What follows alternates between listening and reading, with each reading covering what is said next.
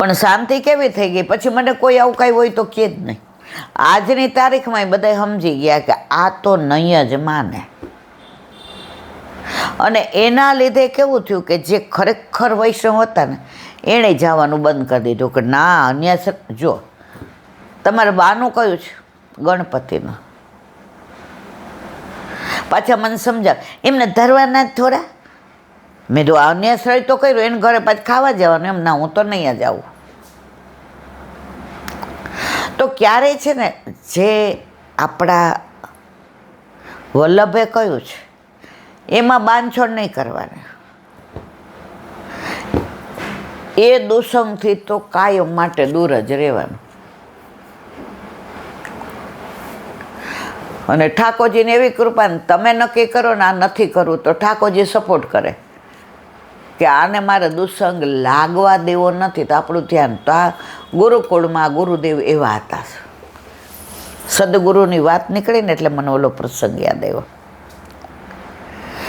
હવે શિષ્યો બધાય રાજી, અને સાંજે બધાય પ્રસાદ લઈ લે. પછી ગુરુદેવ રાતની બધી જે અમુક હોય એ વાતો કરે, અને સવારે બધાએ બ્રહ્મ મુહૂર્તમાં ઉઠી ગાયોને નીરી નાહી ધોઈ અને એક્સરસાઇઝ કરવા આવી જવાનું. એ એક્સરસાઇઝ ગુરુદેવ બતાવે એ પ્રમાણે બધાએ કરવાનું.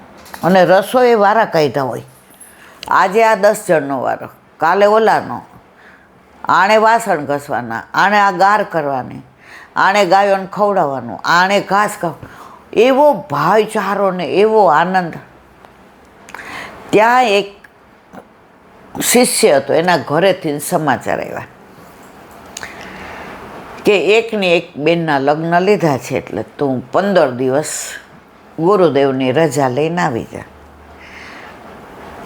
સમાચાર કાગળ આવ્યો એ ઓલા છોકરા ઉપર નહીં, ગુરુદેવ ઉપર આવ્યો. જો પેલા બધી રીત કેવી હતી, કાંઈ છાનું નહીં. ગુરુદેવ વાંચો, ઓને બોલાવ્યો એ કે તારે આવી રીતે છે ને 15 દિવસ જવાનું. એટલે ઓલો જરા ઢીલો થઈ ગયો કે કેમ?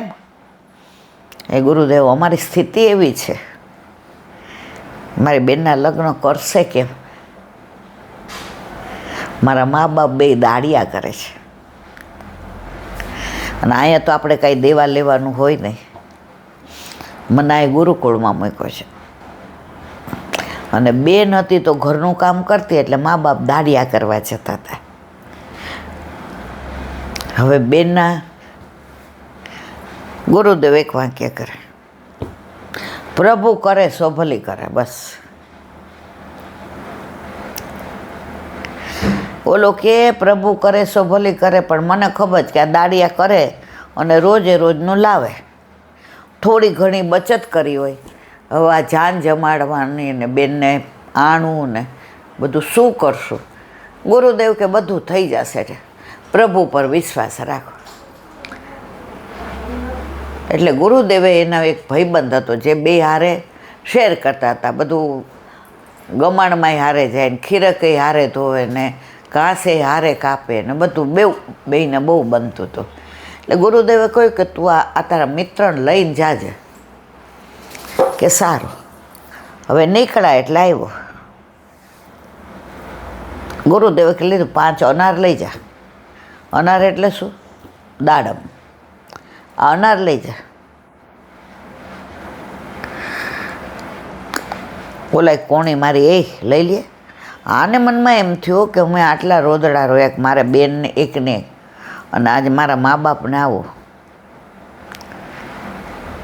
તો કાંઈક આટલા બધા અહીંયા રાજાનો છોકરો છે ને દીવાનનો છે, કાંઈક વ્યવસ્થા કરી હોત તો મારી બેનનું લગ્ન અમે હરખી રીતે કરત ને. આજે આપી આપીને 5 અનાર આપ્યા. બોલાય કોણી મારી લઈ લે. ગુરુદેવ કે આ 5 અનાર લઈ જા, રસ્તામાં કામ આવશે. બોલો કે શું કામ આવશે? જે કામ છે એ તો કર્યું ને. મન ઊંચું થઈ ગયું. કોના તરફ? ગુરુ ઉપર ક્યારેય અવિશ્વાસ ન કરવો. ગુરુને ગોવિંદ કરતાં ઊંચું સ્થાન આપ્યું છે. गुरु गोविंद दोनों खड़े किसको लागू पाए, बलिहारी गुरु आपने गोविंद दियो बताया, गुरु ब्रह्मा गुरु विष्णु गुरु देवो महेश्वरा। લઈને નીકળ્યા રસ્તામાં ઓલાને કે 4 દી થા કેટલું કહેતો હતો કે કાંઈ મદદ થાય તો બેનના લગ્ન પછી હું ભણી લઈશ, એટલે તો ઓલો બહુ ડેડિકેટેડ. એ કે ગુરુએ કીધું ને પ્રભુ કરે સો ભલી કરે, ગુરુના વચનમાં વિશ્વાસ રાખ. ઓલો કે પણ આ 5 અનારમાં વિશ્વાસ રાખો. એ કે ચાલ ને હવે આવું બધું ટેન્શન ના કર, આપણને ચાલીને જતાંય 1.5 દિવસ થશે અને આપણે પછી વ્યવસ્થા એ બધી કરવાની ને, જાન આવવાની ને એની વ્યવસ્થા જમણવારની. એ કે પણ પૈસા વિના શું કરશું? એ કે ગુરુદેવે કહ્યું છે પ્રભુ કરે સો ભલી કરે. અડધે પહોંચ્યા ને તો સામેથી ને 4-5 સિપાહી આવતા હતા. હવે એ જે એના મા બાપને એની બેનને એ રહેતા હતા એ રાજના જ સિપાહી હતા. અને આ એના ગામડે જતા હતા. એટલે ઓલા સિપાહી બધાને પૂછે આટલામાં ક્યાંય અનાર થાય છે, આટલામાં ક્યાંય અમારા દેશમાં એટલે અમારા રાજમાં નથી થતા. એટલે બધાએ કીધું અહીંયા ન થાય, એ તો તમારે આગળ જવું પડે. તો કે અમારા કુંવરી એકદમ સિરિયસ છે અને વૈદ્યરાજે કીધું કે 3 દિવસ સુધી અનારના રસમાં આ પડીકી નાખીને પીવડાવીએ તો 4થા દિવસે ઊભા થાય. અત્યારે એમને 19-20 છે, કાંઈ કહેવાય આમ સિપાહી ઢીલા થઈ ગયા. આ લોકો આવતા હતા. સિપાહીએ પૂછ્યું આટલામાં ક્યાંય અનાર મળે? ઓલો ભાઈબંધ કે અમારી પાસે જ છે અનાર છે. કે હા. એ કે તમે તો હાલીને આવશો ને વાર લાગશે ને, અમારા કુંવરીનો જીવ છે, અમને આપી દો ને. મોં માગી તમને એ કે કિંમત આપશો, અમે ઘોડા ઉપર જાય કે લઈ જાઓ. હવે જે રાજમાં હતો એ જ રાજા હતો. જઈને અનાર દીધા. રાજા કે શું વાત છે? વૈદ રાજા કે ટાઈમે આવી ગયા. એનો રસ કાઢ્યો. પેલા ક્યાં હોતું, ઓલો આમ કરીને સંચાથી એને કાઢ્યો અને કપડેથી ને ગાળો બરાબર, અને એની અંદર ઓલી પડીકી. 3 દિવસમાં તો કુંવરીબા ઊભા થઈ ગયા. રાજા કે આનું એ કે મેં બધું પૂછી જોયું. સિપાહી કે આપણા જ ગામમાં છે અને આપણા શેઠને ત્યાં જઈને મા બાપ દાડ્યા. હે? રાજા જાતે ગયા, કારણ કે એક જ કુંવરીને બાપને દીકરી વાલી હોય ને એટલે દુનિયામાં કોઈ જ ન હોય, અને માને દીકરો વાલો હોય. રાજા રથ લઈને આવ્યો. ઓલા તો આમ થઈ ગયો.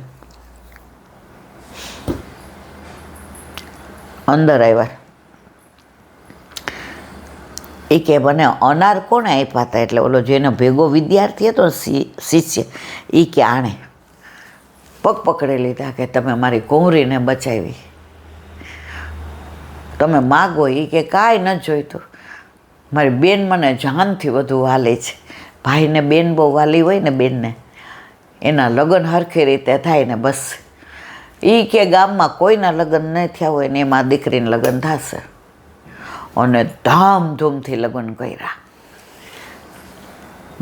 વેલા આંખમાં ઓલા મોઢામાં આંગળા નાખી ગયા.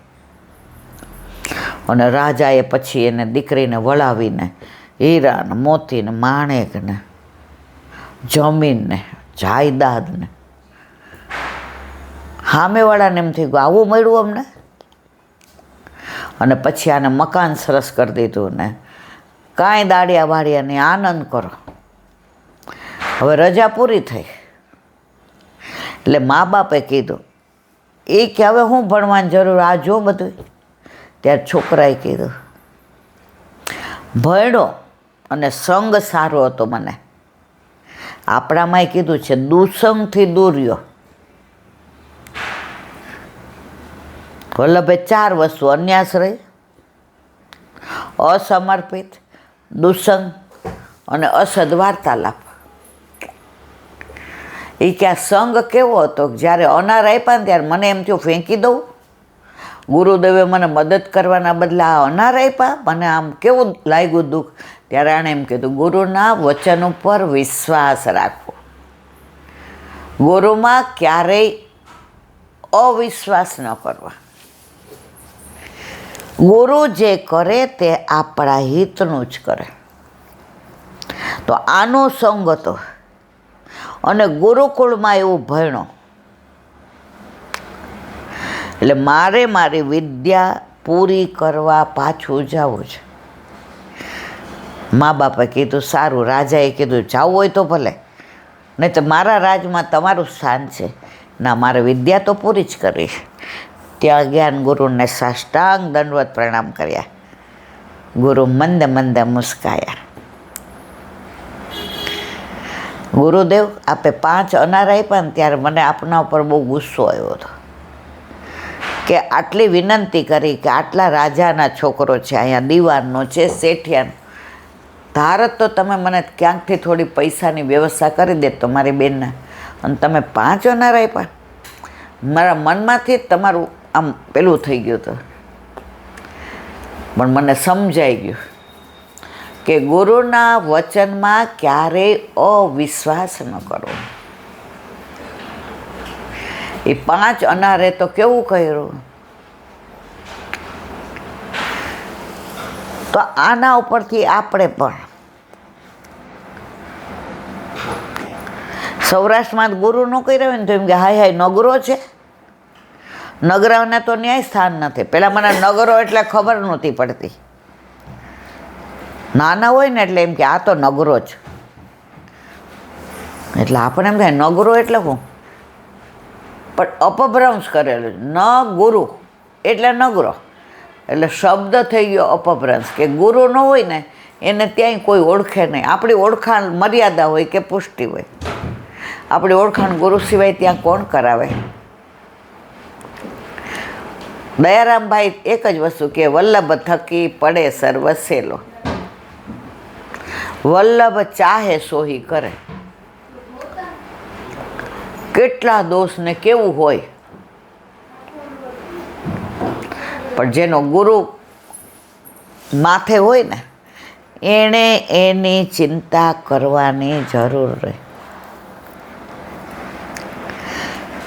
તો આપણે પણ વલ્લભ મારા કાનમાં કઈ કઈ ગયા, હું ક્યાં હતી ને ક્યાં મને લઈ ગયા, ક્યાં હતી ને ક્યાં મને લઈ ગયા.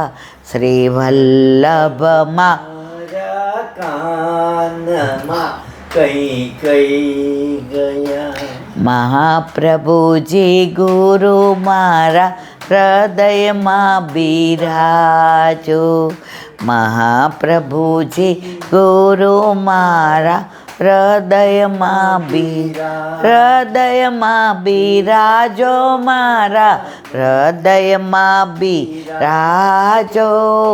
મહાપ્રભુજી ગુરુ મારા હૃદયમાં બિરાજો. આપણો તો સમર્થધણી ગુરુ બેઠો છે. પછી આપણે ચિંતા કરવાની. અને ગુરુને વલ્લભને આપણા પર વિશ્વાસ કેટલો છે. પોતાનું સર્વસ્વ આપણા ઉપર પધરાવી દીધું.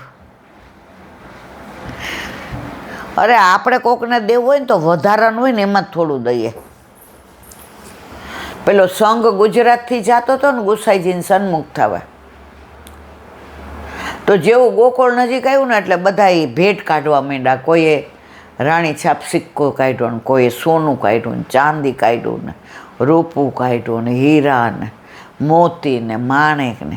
એમની ભેગો એક દારિયો હતો. આ 84-252ની વાર્તા જ મારા વાલા, મારું કાંઈ નથી આની અંદર. હવે દારિયો હતો ને એની પાસે એક દાંતેડું હતું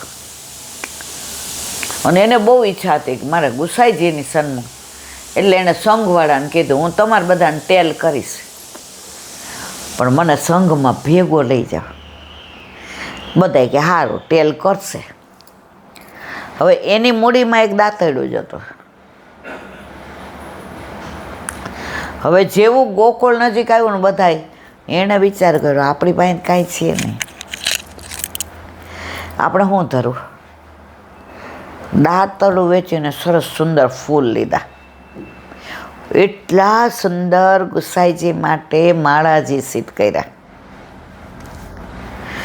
આમ સ્પંદનો થાય કે આહા મારા ગુસાઈજી ધારણ કરશે ને, આ મણકો ને આ થાક ને એમના કંઠમાં ને.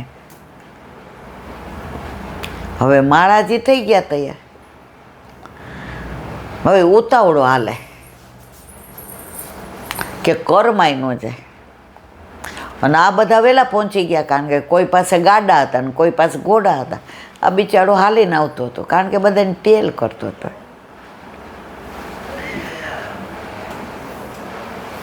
હવે બધા પહોંચ્યા મુકામે. ક્યાં? ગુસાઈજીના.